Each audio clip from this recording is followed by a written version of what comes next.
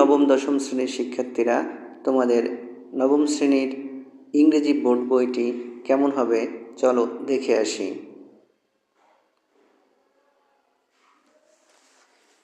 এবছর নবম এবং দশম শ্রেণীর ইংরেজি বোর্ড বই একই থাকবে, তবে দশম শ্রেণীতে বোর্ড বইয়ের অধ্যায় সংক্ষিপ্ত করে দেওয়া থাকবে। দশম শ্রেণীতে বোর্ড বইয়ের 8টি অধ্যায় পড়তে হবে। ইতিমধ্যে সেই সিলেবাস, সে যে সংক্ষিপ্ত সিলেবাস সেটি তোমরা মনে হয় অনেকেই পেয়েছো। তো চলো দেখে আসি নবম শ্রেণীতে ইংরেজি বইয়ে কন্টেন্ট হিসেবে কী কী দেওয়া হয়েছে। এখানে ইউনিট থাকছে 16টি।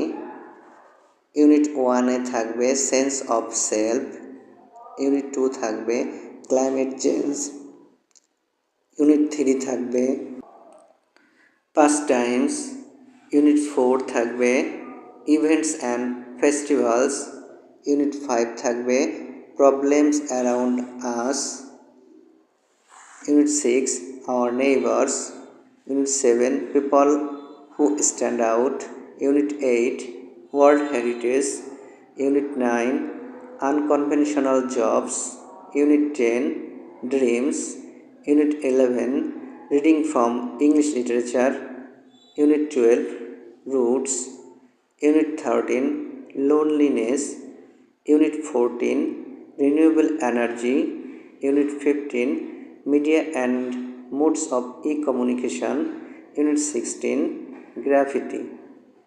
তোমাদের এখানে গত বছরের বইয়ের থেকে, মানে বিগত যে কারিকুলাম ছিল সেই কারিকুলাম থেকে নতুন 2টি অধ্যায় যুক্ত হয়েছে। সেটি হচ্ছে ইউনিট 1 এবং ইউনিট 16।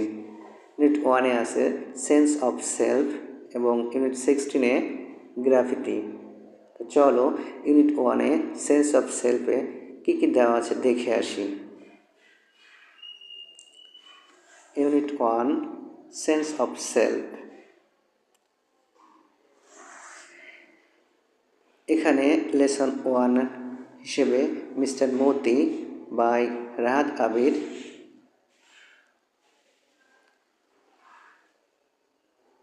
এখানে একটা গল্প দেওয়া হয়েছে, সম্ভবত তোমরা এটা পড়ে দেখতে পারো।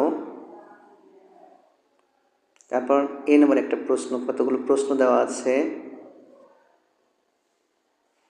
বি নম্বরে বলতেছে যে make a list of words from the story that have cultural connotations, make use of them in a conversation between two friends in your class. C এবং ডিতে আরও কিছু কিছু কাজ দেওয়া আছে তোমাদের জন্য। লেসন 2-তে দেওয়া আছে গার্লস বাই জামাইকা কিনকেইড।